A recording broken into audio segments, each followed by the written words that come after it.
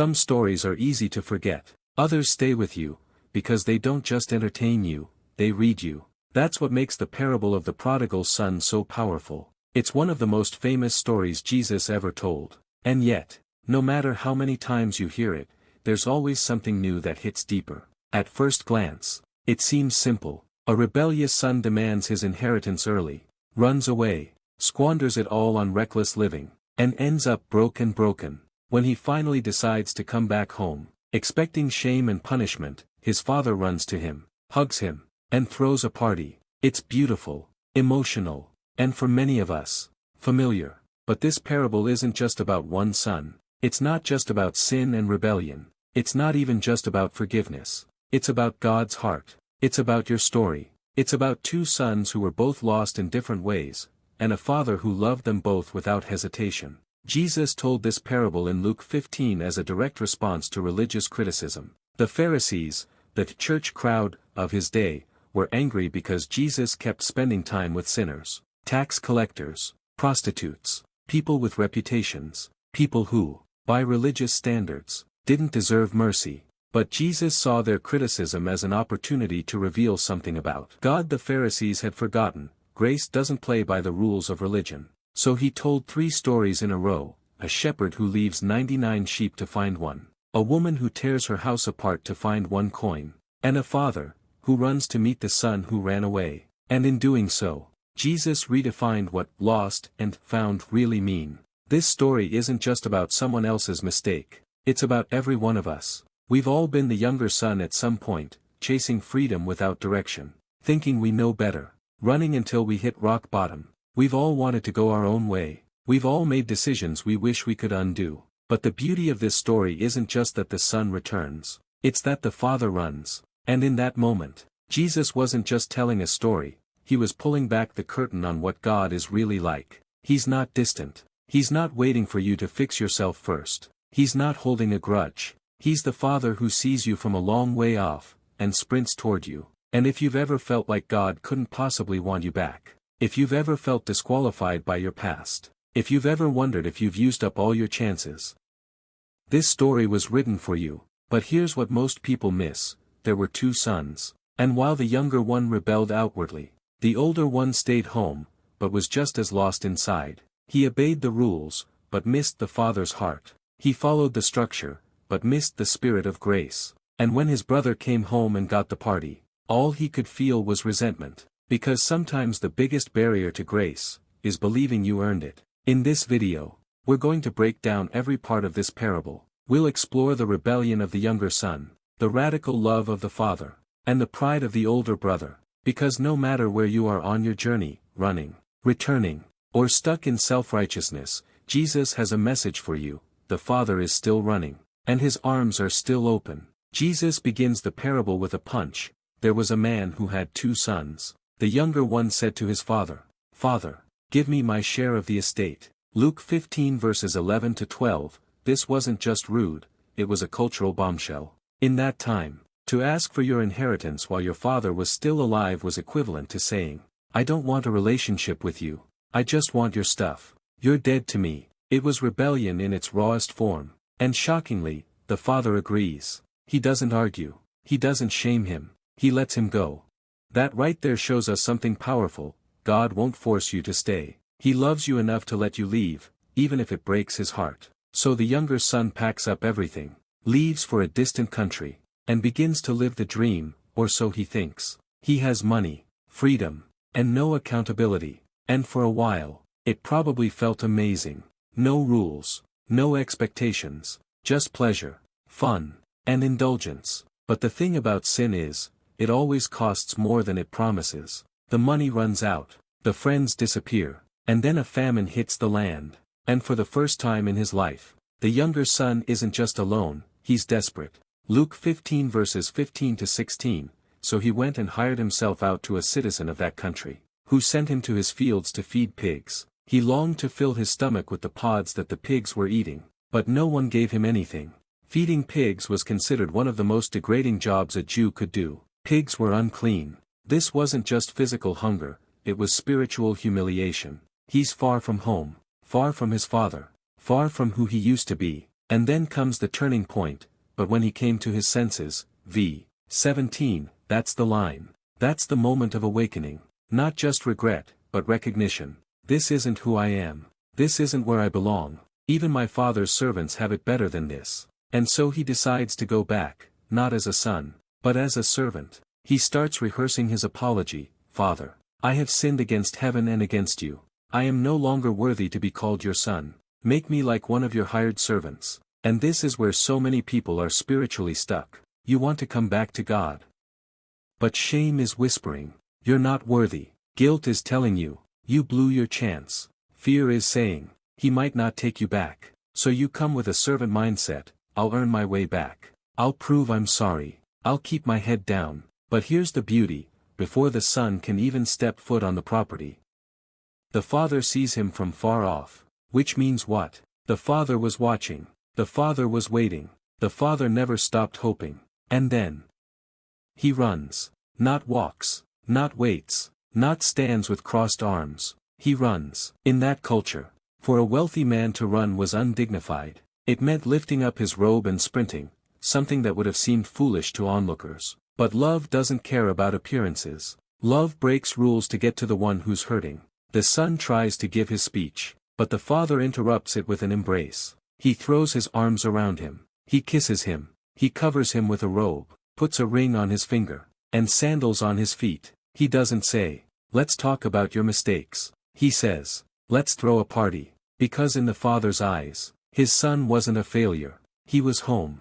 Luke 15 verse 24. For this son of mine was dead and is alive again. He was lost and is found. So if you've wandered, if you've wasted time, talent, or years, if you feel unworthy to come back, let this story remind you, the Father isn't mad at you. He's waiting for you. And the moment you take that first step home, he runs. We've seen the fall of the younger son. We've felt his shame, his desperation, and his decision to come home with a rehearsed apology. But now, the spotlight shifts, because while the son is still a long way off, dirty, broken, barefoot, the father sees him, and what does he do? Luke 15 verse 20, but while he was still a long way off, his father saw him and was filled with compassion for him. He ran to his son, threw his arms around him and kissed him. That one verse could change your life, because that is the heart of God on full display. Not cold, not cautious, not, I told you so, but compassionate. The father isn't keeping score. He's not making the son grovel. He's not waiting for an explanation. He's running to restore him. In Jewish culture, older men never ran. It was seen as undignified, even humiliating. But Jesus intentionally describes the father running because he wants us to understand something radical. God's love isn't bound by cultural norms. It's not hindered by your dirt. And it's not interested in looking dignified. He just wants his kids home. Can you imagine the moment? The son, barely able to look up, covered in the stench of pigs, expecting anger.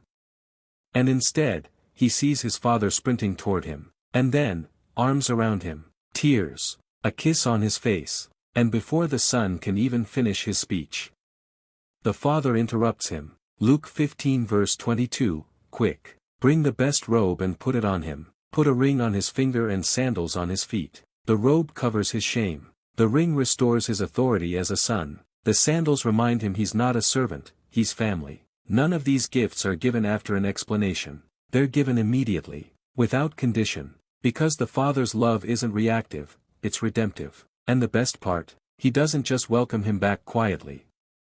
He throws a party. Luke 15 verses 23 to 24, bring the fattened calf and kill it. Let's have a feast and celebrate. For this son of mine was dead and is alive again. He was lost and is found. The father isn't interested in putting him on probation. He's not saying, let's see how you do first. He's saying, you're home. And that's enough. This is the gospel. You don't clean yourself up first, you come just as you are. You don't work your way back, you're welcomed the moment you turn around. You don't prove yourself worthy, you simply receive the love that's been waiting for you. And maybe you need to hear that today. Maybe you think your mess disqualifies you. Maybe you believe God's tired of your repeated failures. Maybe you're afraid to come home, afraid he'll be disappointed. But this story says otherwise. God isn't waiting with a lecture. He's waiting with a robe. He's not pointing to your past. He's calling you into your future.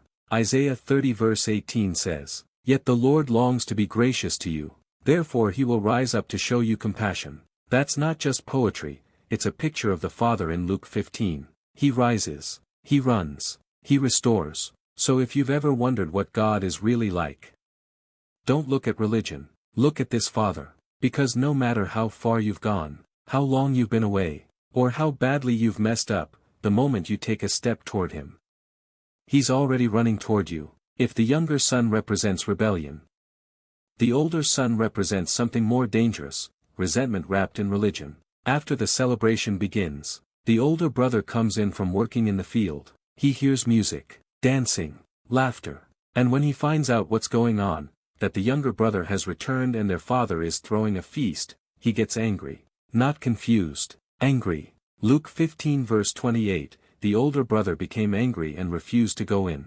Now think about that. A party is being thrown for his brother who was once considered dead. A miracle has happened, and instead of joining in, he stays outside, sulking in self-righteousness. When the father comes out and pleads with him, the older son snaps. Luke 15 verse 29, "Look, all these years I've been slaving for you and never disobeyed your orders. Yet you never gave me even a young goat so I could celebrate with my friends." Did you catch that?